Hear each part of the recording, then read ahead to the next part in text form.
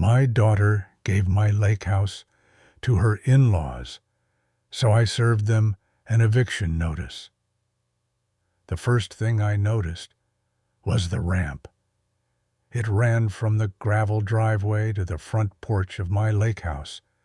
Fresh, pressure-treated lumber against cedar siding that had gone gray before my daughter was born.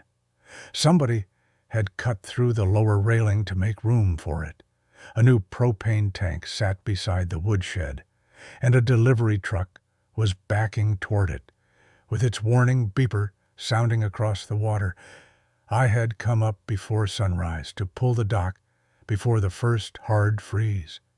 Instead, I found my daughter's father-in-law standing in the doorway in stocking feet, holding a mug I had bought 20 years earlier from a bait shop in Eagle River.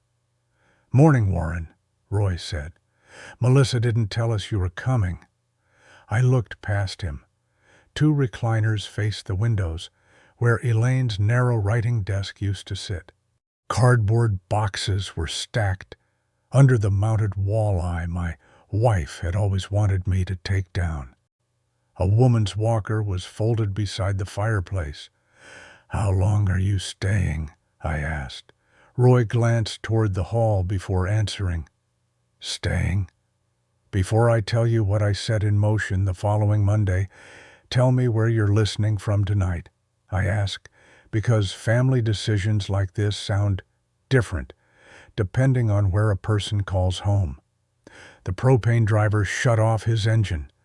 The beeping stopped, and for a few seconds, all I could hear was the aluminum dock ladder knocking against the shore. Roy rubbed one hand over his chin. "We sold our place, Warren." I did not raise my voice. I set the dock crank on the ground because the handle had started slipping in my glove. "Melissa told me your apartment had a plumbing problem." "It did, among other things." "She said 2 weeks." Roy looked down at the porch boards he had replaced. "She said this was ours now?" I stepped away from the porch and called my daughter. She answered on the 4th ring with the breathless voice she used between patients. "Dad, I'm at work. Did you give Roy and Diane my house?" There was a pause, then the squeak of a door closing on her end. "I didn't give him anything. He says you told him it was theirs." "I told them they could settle in." "That is not the same sentence. Please don't do this out there." "Do what?" "Make them feel like trespassers. Diane can barely get up 3 steps. Roy spent 3 weeks making that ramp." I watched him carry the propane driver's clipboard to the side of the truck. He was not hiding. He was not looking pleased with himself. He looked like a man trying to finish a job before weather moved in. "How long are they staying?" I asked again. Melissa exhaled. "Dad, you haven't slept there in 4 years." That answer told me more than a date would have. I left without pulling the dock. For 36 years, I serviced boat lifts, dock winches, and marina equipment across northern Wisconsin. By October, my hands could tell the difference between a cable that needed grease and one that had stretched too far.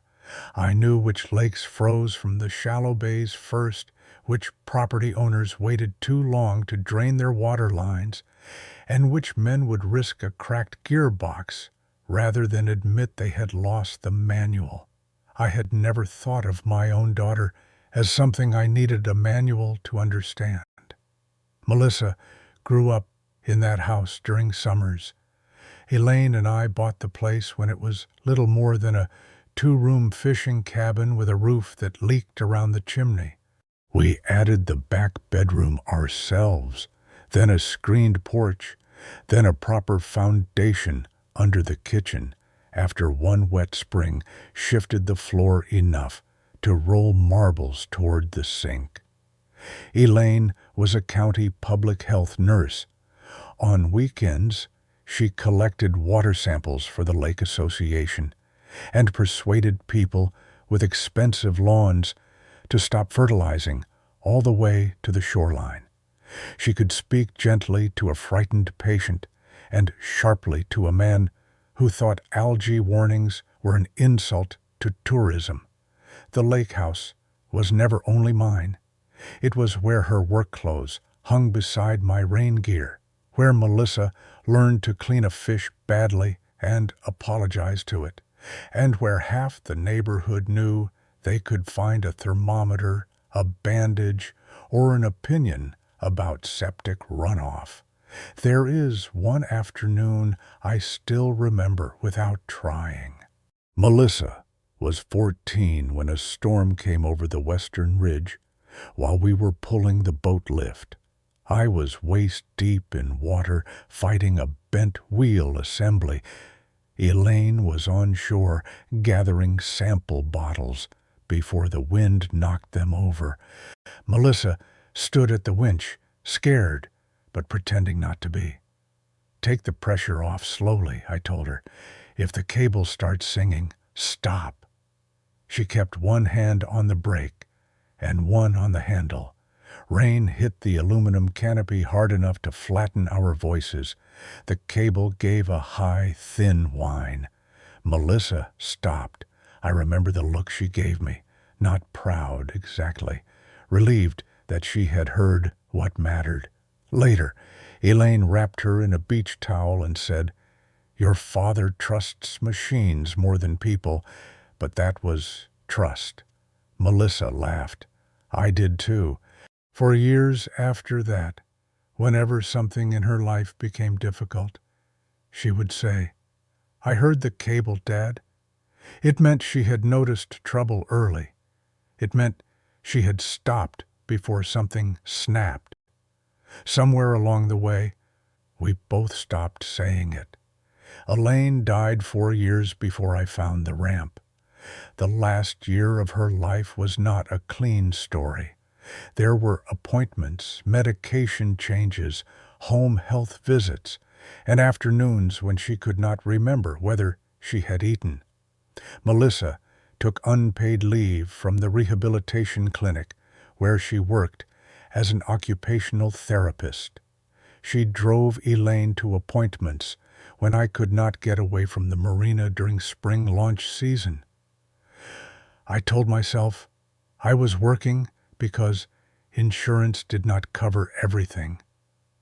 That was true. It was also true that I was more useful around broken machinery than I was beside a hospital bed. After the funeral, I stopped going to the lake house except for maintenance. Melissa kept the family calendar. She arranged weekends for cousins, met the septic company, and called me when the furnace made a noise she could not describe. More than once, she asked what I planned to do with the place. "Nothing yet," I would say. Another time, standing in my driveway, she asked whether I intended to sell it. "Someday, it will be yours." I meant after I was gone, after we had talked, after a real transfer with real decisions around it. She heard something else. I never put any of those conversations in writing. I kept using words like "someday" and "handle it," then acted surprised when Melissa built a meaning around them. That part belonged to me. On Sunday evening, I asked Melissa to meet me at a diner outside Rhinelander, far enough from the lake that nobody would feel surrounded. She arrived in navy scrubs, 20 minutes late, with a paper cup she never opened. Melissa said Roy and Diane had lost their lease after the building changed owners. The rent was going up by nearly $500. Mold had been found under the bathroom floor, and Diane had slipped before anyone finished arguing about who should repair it. I reminded her that she had described the problem as a temporary plumbing emergency. She pressed both palms against the table and explained the rest. Caleb and Melissa had only 2 bedrooms. Roy could not safely help Diane by himself, and Melissa could not drive 40 miles every morning before work. The lake house was single-story, empty, and close enough for her to check on them. "It was still mine," I said. "I know whose name is on it." "That is not what I asked." The waitress brought water. Melissa thanked her, waited until she left, and admitted that she had told Roy the property would remain in the family. When I asked whether she had also said I approved, she looked toward the pie case instead of answering. I gave her a direct way to correct it before anyone else became involved. I asked her to call Roy and Diane that night. She needed to tell them that I had agreed only to the 2-week stay she had described, that no transfer existed, and that permanent use required my consent. Melissa said correcting her story would humiliate 2 people who had already sold their camper and spent savings on my neglected house. She asked me to let them stay through winter. "We can discuss that after they know the truth." "There it is," she said. "What?" "Your arrangement, your timing, your truth." She believed Elaine had wanted her to have the house. I told her Elaine had wanted her to use it, which was not the same thing. Melissa answered that I had not heard every conversation between them. Neither had she, but I did not say it. I asked once more whether she would correct the story before I did. Melissa picked up the unopened cup. "I'm not putting 2 people in their 70s on the street because you suddenly remembered you own a cabin." On Monday morning, I spent 2 hours reading the state landlord-tenant guide and the county court forms. People living in a house with permission, even without rent or a written lease, could not simply be locked out. By Tuesday afternoon, a process server had delivered a 28-day termination notice to both Roy and Diane. The notice ended their permission to stay after the required period. It did not let me shut off the heat, carry their belongings outside, or send a deputy to remove them. If they remained, I would still have to use the court process. At 3:18, Melissa called. She was furious that Diane had received legal papers while doing her exercises. I reminded her that I had offered her the chance to explain first. "You could have waited until spring." "I could have. You could have asked before they moved in." Her voice dropped. "This is Mom's house, too." It was. "And that is part of why you had no right to give it away." She ended the call. For 2 days, nobody called me. On Thursday, Roy did. He did not sound angry, which made the call harder. "I need you to come see what we did," he said. "I saw the ramp." "You saw lumber. Come look at the rest." I drove back that afternoon. The sky had the low white color it gets before wet snow, and half the cabins along the county road were already shuttered. At my place, Roy had moved the propane truck's ruts with a rake. Diane sat at the kitchen table with one leg extended, a resistance band looped around her ankle. The notice lay beside her medication organizer. She nodded at me without smiling. "Would you like tea?" she asked. "No, thank you." "Good. I packed the kettle and can't remember which box." It was an ordinary answer. It kept me from turning her into an enemy. Roy showed me the work. He had insulated the crawl space rim joists, replaced a leaking pressure tank, installed heat cable along the vulnerable section of waterline, and rebuilt the bathroom doorway wide enough for Diane's walker.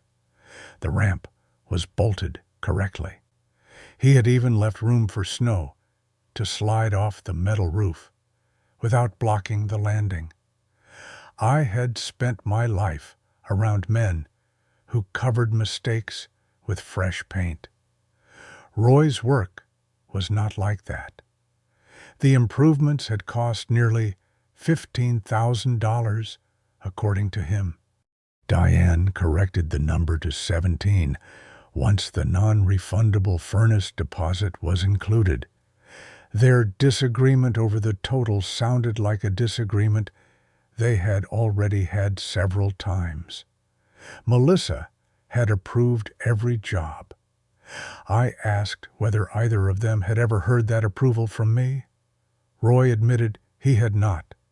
Diane rested both hands on the table and said she had questioned Melissa twice, once before they sold the camper and again before Roy cut the porch railing. Both times, my daughter had said I had given her authority to use the house however she wanted. I remembered saying something close to that. 3 weeks after Elaine's funeral, Melissa found me sitting in the lake house driveway with the truck running. I had driven all the way there and could not make myself unlock the door. She asked what she should do about family weekends that summer. Use it. Do whatever you want. Keep the place from dying. I had meant for that summer, maybe the next one too. I had not said either thing. Roy saw something change in my face. She wasn't making it up from nothing, was she? No, not from nothing. That was the first point I could not place entirely on Melissa. Roy walked me outside. Behind the woodshed he had stacked my old dock sections on cribbing, but one aluminum frame sat crooked. The lift cable had been wound over itself near the drum. "Who pulled this?" I asked. "I did." "You crossed the cable." "I followed the marks on the frame.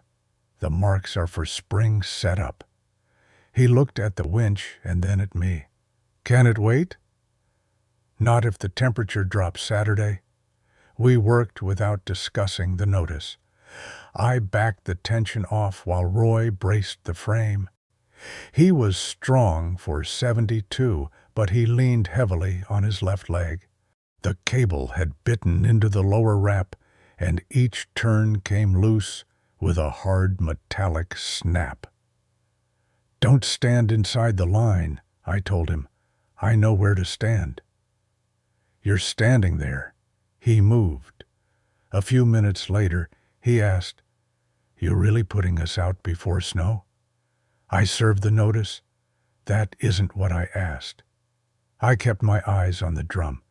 "If you leave by the date, there is no court filing.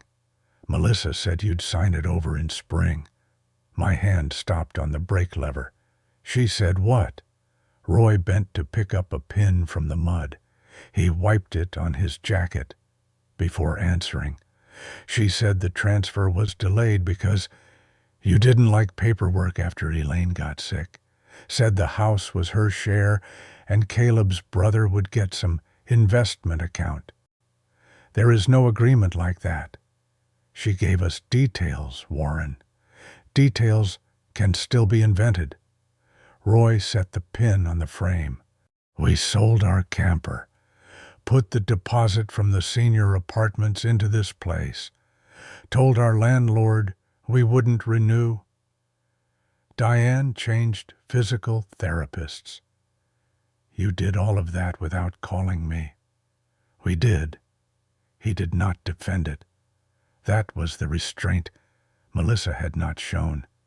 Then he added, "I believed my daughter-in-law because I thought she knew her own father." The sentence sat between us while the cable creaked.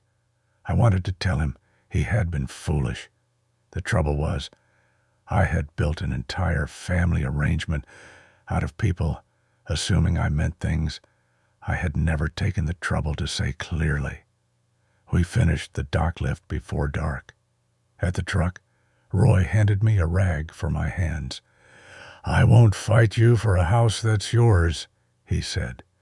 But I need time to move Diane somewhere safe. How much time? Until April. That is 6 months. That's winter up here. I looked at the ramp, the new porch rail, and the furnace company's marker flags beside the house. I'll speak with Melissa. Roy shook his head. Speak with me. She's done enough speaking for everybody. He was right about that. The next complication came from someone who was not interested in helping either side. The Lake Association secretary, Marjorie Bell, called because the household occupancy form listed Roy and Diane as year-round residents. Permanent occupancy meant a larger share of the private road snow plowing contract, and someone had requested approval for a second propane tank. Marjorie wanted to know who would pay the assessment. When I said I owned the property, she asked why Melissa had announced at the August meeting that she was taking it over. I asked what exactly my daughter had said. According to Marjorie, Melissa had corrected the spelling of Mercer on the year-round occupancy list and described the change as a family transfer whose recording would catch up later. There had been no recording, no transfer, and no conversation with me. Marjorie was not scandalized. She was irritated. The association had 28 properties, 3 unpaid assessments, and a culvert that washed out every spring. My family crisis was one more line item. The notices had gone to Melissa's email because she had been managing the cabin calendar and maintenance for years. She had used that authority until she stopped seeing its edge. I paid the overdue snowplow assessment and called her. She answered by asking whether I was canceling the notice.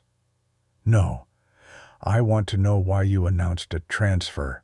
Melissa said she had believed one was coming. Spring was not a date I had given her.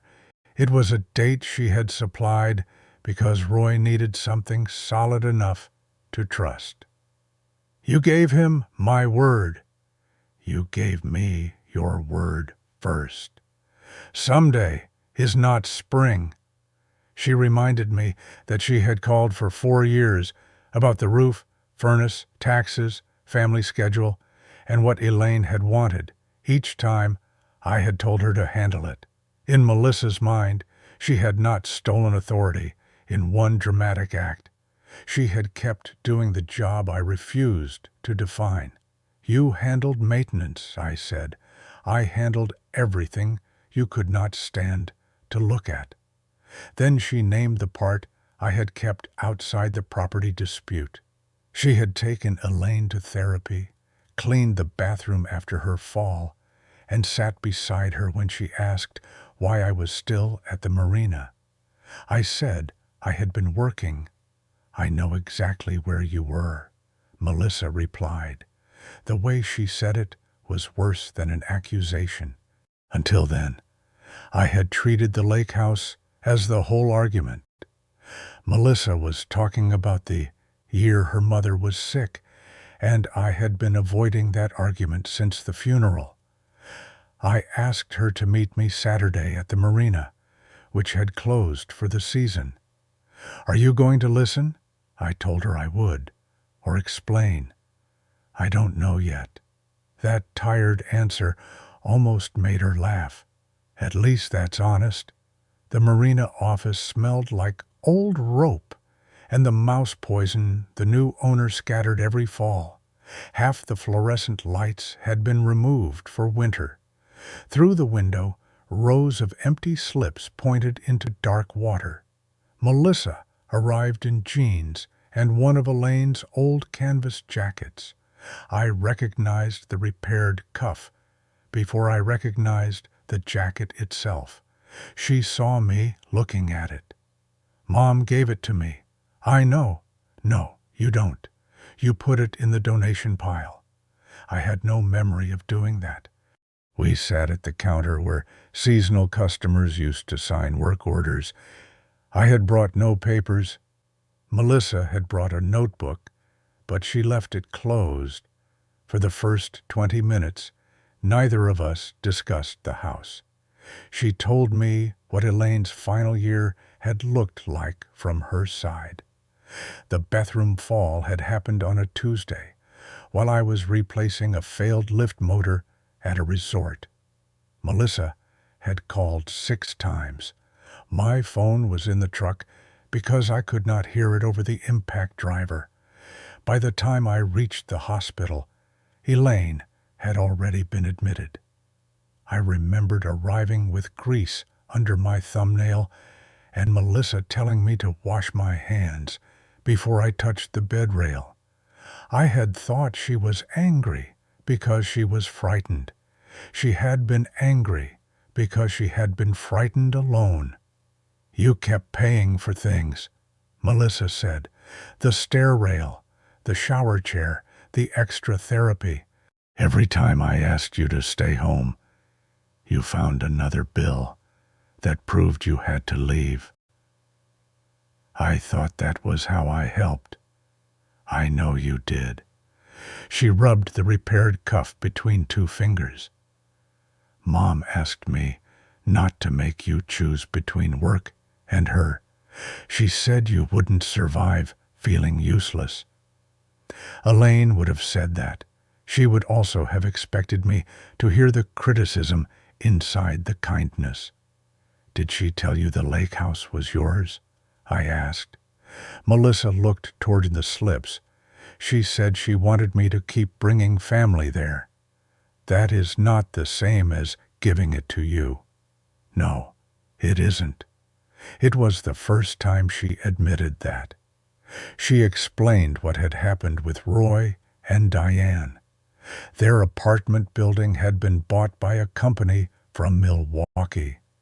The rent increase was legal, but impossible on their retirement income. Diane had been approved for an accessible senior apartment closer to town, then lost the unit when the move-in date arrived before her insurance authorized the rehab discharge. Caleb wanted his parents to move 2 hours south near his brother. He had also told Melissa not to promise them the lake house without calling me. Then Roy began packing. Diane looked relieved, and Caleb stopped objecting because the arrangement kept the problem out of their 2-bedroom home. Melissa opposed the move south because Roy had been caring for Diane alone, badly but stubbornly, and she believed the next fall would put both of them in a hospital. She had offered the lake house for 1 month. Then Roy asked what happened after 1 month. I panicked, she said. I told him not to worry about it, and when he asked whether I agreed, I said you had already promised the house to me. Why spring? Because that sounded like a date a person could trust. I looked at her. She covered her face for a second, then lowered her hands. I know how that sounds. It sounds like you knew the truth was not enough. The truth was that they had nowhere stable, and you had a whole house sitting empty. That does not make it yours. No, but it made your refusal feel cruel before you had even made it. I asked what she wanted now. She opened the notebook. Inside were 3 columns written in her small clinical handwriting. The first listed the improvements Roy had made. The second listed accessible apartments with waiting periods.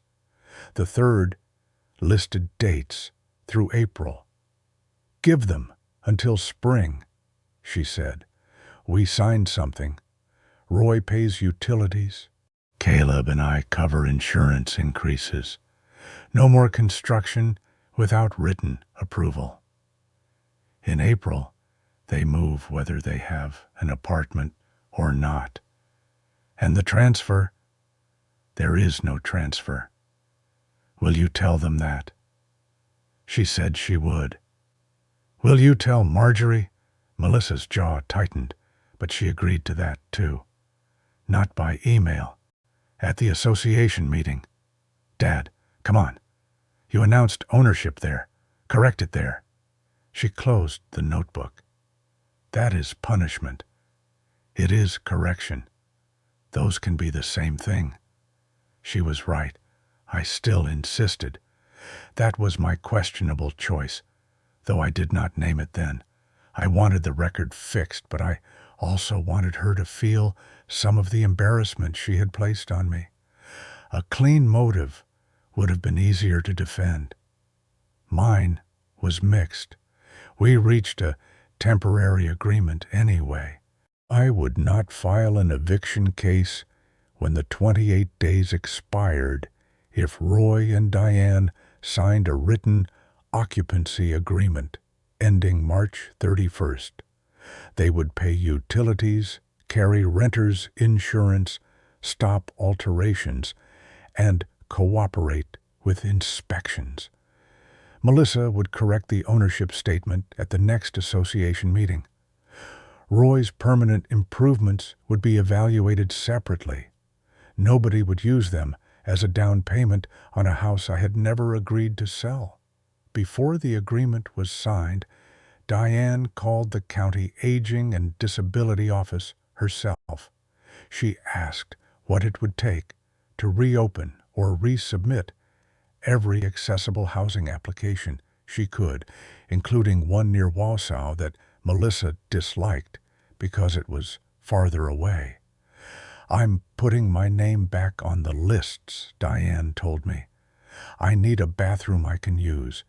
I don't care which one of you likes the zip code." Roy was angry that she had acted without him. Melissa was hurt that Diane would consider moving farther away. Diane completed the applications anyway, which meant our March deadline depended on something other than another family promise. Melissa looked relieved for the first time since she sat down. "Thank you," she said. I wanted that word more than I should have. For a week, the agreement held. Roy accepted the terms over the phone. Diane apologized for not calling me herself. Melissa sent 3 possible dates for the association meeting and asked whether I would sit beside her. I agreed. On Wednesday, I met the furnace installer at the lake house. The old unit was still safe but inefficient. I agreed to replace it because leaving 2 older people with unreliable heat while arguing about possession would have made me less right, not more. Roy offered to split the cost. "We'll settle improvements later," I said. "That means no. It means later."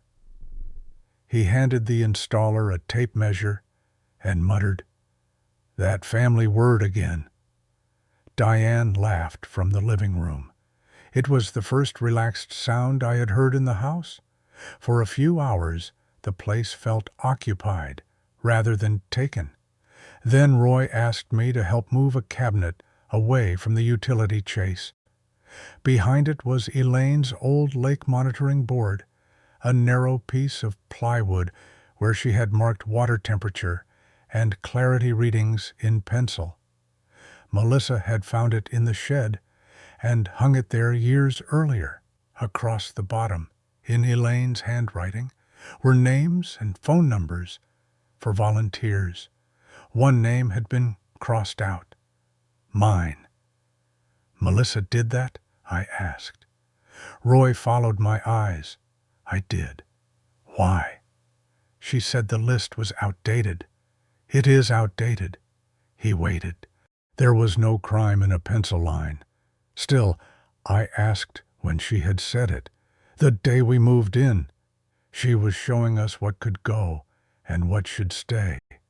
Said you hadn't been part of this place since Elaine died." I set my end of the cabinet down. Roy kept holding his side until he realized I was not moving. "She said more than that," I said. He looked uncomfortable. "That's between you two. She made it between all of us when she gave you the house." Roy lowered the cabinet carefully. "She said Elaine wanted her to have it because Melissa was the one who stayed." I stared at the pencil line. Stayed where? With her, at the end.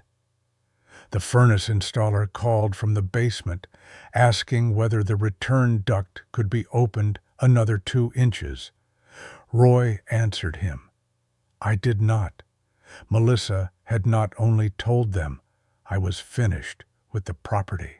She had explained why she believed I deserved to be finished with it. I left before the installation was complete. That evening I drove to the marina yard and unlocked the service shed. I had sold most of the business 2 years earlier, but the new owner still let me use one bench. A set of dock wheels from the lake house leaned against the wall, caked with black mud from the channel. I filled a bucket and started cleaning them. The job did not need to be done in November. The wheels would sit until May. I scrubbed anyway, turning each one on its axle, digging old weeds from the hubs with a screwdriver. Elaine used to wait on shore during dock work and count the locking pins as I handed them up. She distrusted my habit of putting small parts in my pockets. 4, she would say. There are 4. You said that when there were 3. The last summer she was healthy. She stopped coming outside because the uneven bank hurt her knee. I told myself she preferred the porch. I never asked. Water ran down my wrists into my sleeves. I kept scrubbing one wheel after the mud was gone. The service shed heater clicked on, rattled, and shut off again. Melissa had stayed. I had worked. Both facts were true. I had used the second one for years to avoid looking directly at the first. I put the brush down and tried to call my daughter. Her voicemail answered. I did not leave a message. I was not ready to apologize without defending myself, and I was not ready to accuse her without hearing more. I sat on the overturned parts crate until my wet sleeves turned cold.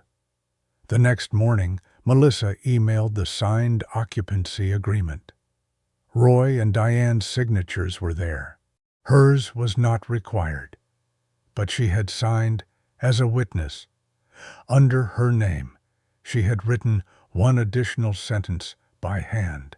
I acknowledge that Warren Hale has not promised or authorized any transfer of ownership. It should have settled the question. Instead, I kept thinking about my name crossed off Elaine's board and the reason Melissa had given for crossing it out. The association meeting was held in a volunteer fire station between racks of turnout gear and a table covered with raffle tickets. 14 property owners came. 3 were there to argue about snowplow stakes. 2 wanted the boat launch widened. Marjorie wanted the meeting finished before the Packers game. Melissa sat beside me in Elaine's jacket. When Marjorie reached the occupancy list, she said, "We need the ownership status at the Hale property clarified." Melissa stood. Her first attempt was careful. My father and I had different understandings about the future of the house. I could have accepted that. Instead, I said, "Tell them whether I transferred it." She looked down at me. Marjorie tapped her pen against the agenda. Melissa faced the room again. My father did not transfer the house. I told Roy and Diane that he intended to. I should not have said that. Nobody gasped. A man near the coffee urn kept peeling the label from his water bottle. One woman asked whether the snowplow assessment would still be paid. Yes, I said. That was all the public correction amounted to. Outside, Melissa stopped beside my truck. Feel better? No. You wanted me embarrassed. Part of me did. She was ready for denial. The admission took some of the force out of her anger. She said I had gotten what I wanted. I told her all I had gotten was a room full of people worried about a culvert. She asked whether I had expected applause. I said no, but some ashamed part of me had expected the truth to sound larger when spoken aloud. Melissa put her hands into the jacket pockets. Roy and Diane signed. They will leave in March. Can this stop now? I looked at her. Did you believe Mom gave you the house because you stayed with her? Her expression changed. Roy should not have told you that. Was it true? Mom said she wanted me to keep the family there. That isn't what I asked. Melissa stared through the fire station windows at the red trucks inside and said she believed she had earned a say. You had a say. No, Dad. I had chores. I had phone calls. I had every hard part after you stopped going there, and then I had to ask permission for the future. You did not ask, because I knew what your answer would be. You never asked me. You guessed what I would say and acted on the guess. She turned toward me. You kept saying someday. I built plans around it. Now you're acting like I was foolish for believing you. I could have stepped back then. I could have told her the house would still be hers one day, with conditions and signatures and an apology. That would have calmed the argument. It would also have kept the same power between us. Me holding the future, her trying to guess what earned it. I am selling it after they move, I said. Melissa did not speak. The fire station door opened behind us. Someone called her name, asking whether she had left a scarf inside. She did not turn around. You're selling Mom's house because I crossed you. I'm selling it because every time we talk about that house, one of us is using it to settle something else. That sounds very reasonable. It isn't entirely reasonable. Good. We agree. I can't keep holding the house over this argument. You think it should pay you back for staying with Mom, and I don't know how to live with that. Her eyes filled, but she blinked and looked away before anything fell. And I cannot keep waiting for you to admit I did, she said. She went back inside for the scarf. We did not leave together. Telling Roy and Diane was different. We met in the lake house kitchen after the first real snow. The new furnace hummed under the floor. Roy had placed towels near the ramp door to catch slush. Diane sat at the table, her walker beside her. Roy spoke first. Melissa says you're listing in spring. That's right. You could sell it to us. Could you pay an appraised price? We couldn't. Then I would be giving you the difference. We put money into it. I will reimburse the permanent improvements that add value minus the utilities you agreed to pay. An appraiser will separate maintenance from alterations. Roy shook his head. Every time somebody tells you what they did, you start totaling it. Diane said his name quietly. No, I said. Let him finish. Roy looked at the floor. I should have called you. I know that. I was tired of asking landlords whether my wife's walker would fit through a bathroom door. Melissa gave us a way out, and I did not inspect the gift too closely. That is the most honest thing anybody has said about it. It doesn't make your notice kind. No. Diane adjusted the strap on her knee brace. Will you make us leave before March? No, the agreement stands. And if the accessible apartment comes early, then you leave early. Roy looked at me again. Can I take the ramp? The question surprised me. If the new place needs it, I built it for Diane. I understand. For a moment, none of us spoke. The furnace blower stopped, and the kitchen became small enough to hear the wall clock. I could have given Roy a speech. I could have explained ownership, betrayal, grief, and every call Melissa should have made. Instead, I said the only sentence from that winter I still think was worth keeping. Family decisions still require the family member you are deciding for. Roy nodded once. Diane looked toward the lake, already rimmed with ice. You all should have said that years ago, she said. She was right, too. The winter passed without a court case. Roy kept the snow cleared. I paid for the furnace and later reimbursed $11,200 for the pressure tank, insulation, doorway work, and part of the ramp. The appraiser excluded several changes that were useful to Diane, but did not increase the market value. I paid for those anyway. By the time everything was settled, I had paid more than I would have spent by simply waiting until spring. I could defend every payment and still admit the timing had made the winter harder. Melissa called only when an inspection needed scheduling. Her voice became polite in a way that left no opening. Caleb stayed out of it until January, then accused me of using the sale to punish his parents. You told Melissa not to promise them the house, I said. Then you let them move because it solved a problem in your home. I thought she would work it out with you. You thought I would absorb it. He said that was not fair. I told him every person in this mess had left some part for somebody else to carry.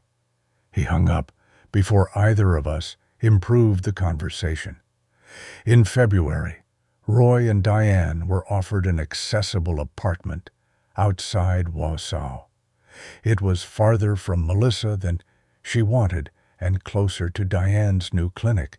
They moved 3 weeks before the agreement ended. Roy removed the ramp boards but repaired the porch railing where he had cut it.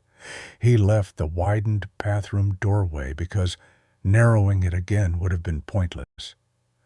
On his last morning, he called from the driveway. The propane is at 42%, he said. Water is off at the inside valve. Heat is set to 55. Thank you. The dock cable needs replacing before launch. I know. A pause followed. I'm sorry I moved into your house. I'm sorry I made winter part of the threat. Melissa still thinks you did it to hurt her. Some of it was hurt. Yeah. He ended the call without forgiving me, which was fair. I listed the house in April. The first offer came from a couple who wanted to tear it down and build something with 6 bedrooms and a wall of glass. I rejected it, though it was the highest. The second came from a local teacher and her brother, a respiratory therapist. They had been renting a cabin on the same lake for 12 summers. Their offer was lower, and their financing took longer. I accepted it anyway. That decision cost me almost $40,000 compared with the first offer, plus the money I had reimbursed Roy. Some people would call that foolish. Melissa called it proof that I would rather lose money than let family benefit. She was not completely wrong. I chose buyers who would keep the shoreline intact and use the existing house. I cared about that. I also did not want the lake house to become anybody's reward for what had happened. Melissa was right about that part.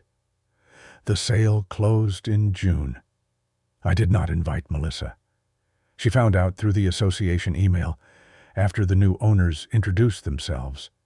For 3 months, we had no contact. Then, on the anniversary of Elaine's death, my phone rang at 7:12 in the evening. Melissa did not say hello. I still think you should have waited until spring before serving them. I sat on the back step of my house. The neighbor's sprinkler clicked across the hedge. I think you may be right about that. She went quiet. You do? I served the notice 2 days after I found the ramp. I told myself speed protected the property. Mostly I was afraid that waiting would make what you did real. It was already real for them. I said it was. And you sold the house. I said I had. I don't forgive you for that. I did not call to ask you to. You didn't call at all. There was no answer that helped me. After a while, she said, I gave them the house because I thought you had already given it away. You stopped going. You stopped asking about Mom. You stopped asking about me, unless something needed fixing. I thought asking would make you remember the worst year of your life. It was already the worst year of my life. The sprinkler reached the far edge of its arc and ticked back. I'm sorry I left you alone in it, I said. Melissa breathed in slowly. I'm sorry I told people the house was mine. It was not a reunion. We did not settle every memory or agree on what Elaine would have wanted. Melissa still believed the sale was too final. I still believed giving the house away had been more than an exhausted mistake. Before we hung up, she asked whether we could talk again the next Sunday. About what? I asked. Not property. All right. The next Sunday, she called 14 minutes late. We argued about whether Elaine had hated country music. The Sunday after that, neither of us mentioned the lake. That is where the story ends for now. Roy and Diane live in their apartment. Melissa sees them twice a week, less than she planned and more than Caleb's brother does. The new owners kept Elaine's native plants along the shore. I know because Marjorie complained that they volunteered me for the erosion committee even though I no longer own property there. I declined. I have not bought another lake house. I rent a small cabin for 1 week each September, and when a dock cable begins to sing under strain, I stop turning the handle. Then I ask whoever is beside me whether they heard it too. I wish I had done that sooner with Melissa. So tell me honestly, was I right to serve the eviction notice when I did, or should I have let Roy and Diane stay through winter before forcing the truth into the open?